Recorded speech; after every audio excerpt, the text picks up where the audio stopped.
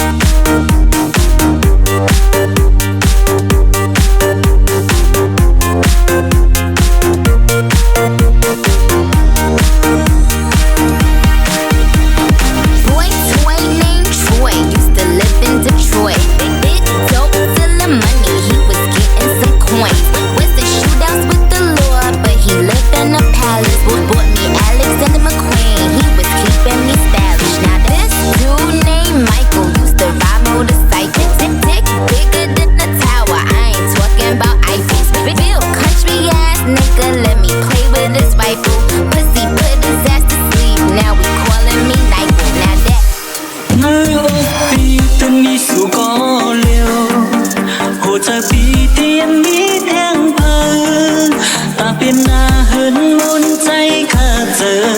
อำปัญหามีลองสุขเจอ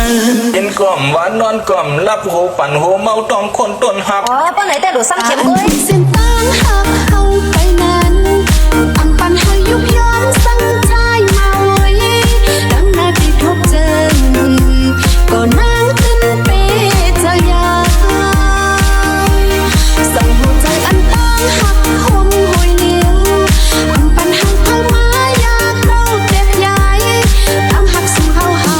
สอดให้เป็นเพื่อนหอมสุดโจปาน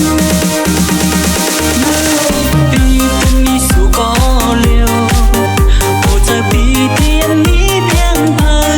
นตาเป็นนาเหินมุนใจข้าเจอ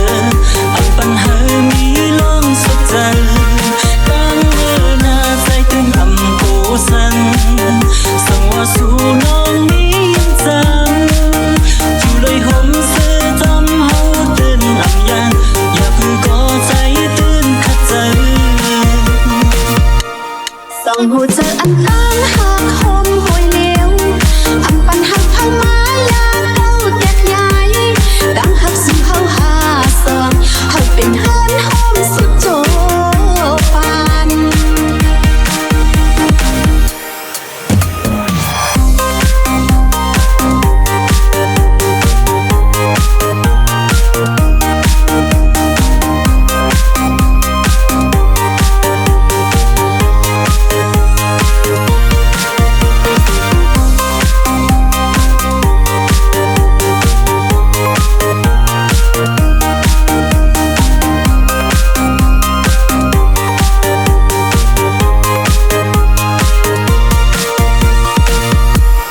ตาอันฝุ่นเส้นตั้งหักเข้าไปนั้นอำปันหายุบย้อนสั่งใจมาไว้ดังนาที่พบเจอก็นั่งขึ้นเปจะยาส่องหัวใจอันตั้งหักคมหอยเหนียวอำปันหักเข้ามาอยากเราเด็กใหญ่ตั้งหักสู่เข้าหาสอดให้เป็นเฮือนหอมสุดโจปานปีเป็นมีสู่ก็เลี้ยวโอ้เจอปีเทียนนี้เพียงเพลินตาเป็นนาเหินมุนใจข้าเจออำปัญหามีลองสุขเจอตั้งเมื่อนาใจตึงอำโกสังสังว่าสู่น้องนี้ยังจำอยู่เลยห่มเสื้อจำเฮาตื่นอำยันอย่าเพิ่งก่อใจตื่นขัดเจอส่องหัวใจอันตั้งหักคมหอยเหนียวอำปันหักเข้ามาอยากเราเด็กใหญ่ตั้งหักสู่เข้าหาสองให้เป็นเฮือนหอมสุดโจปาน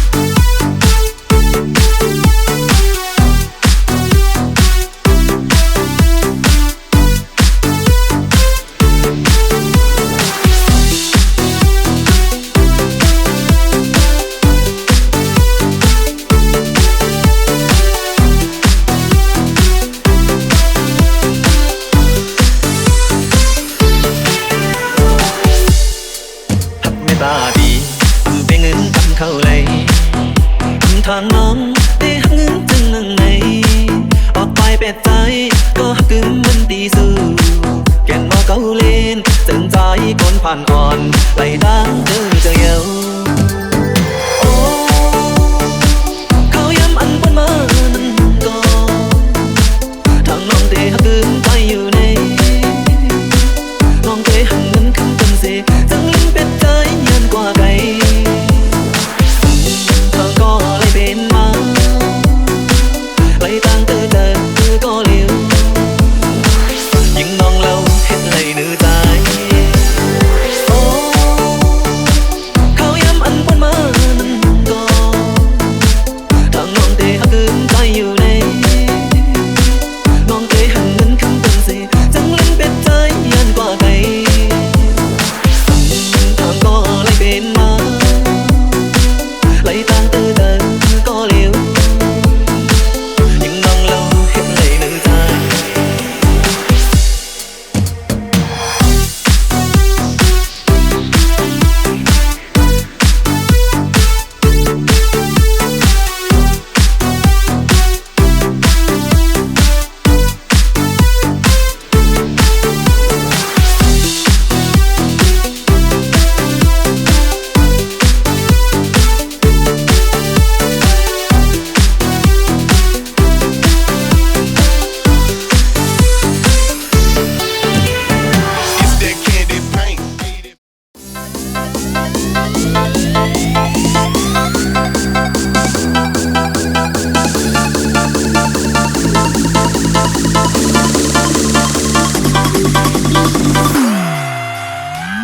ทางเลยเลยมาทบสื่อใจเมาหังเล่า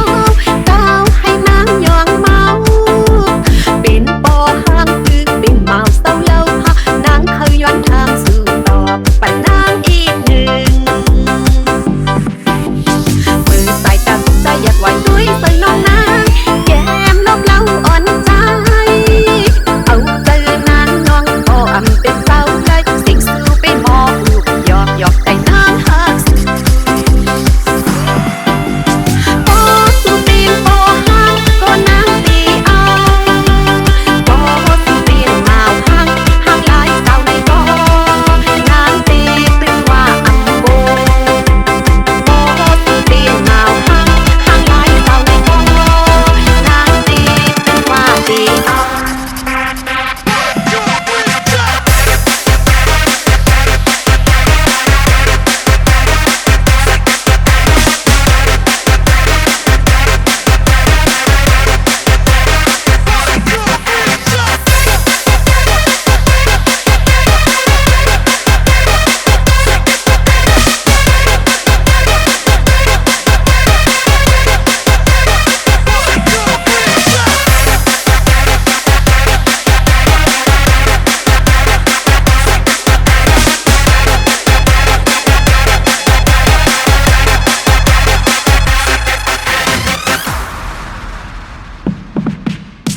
มือสายตาใจอยากไหวด้วยใส่น้องนาง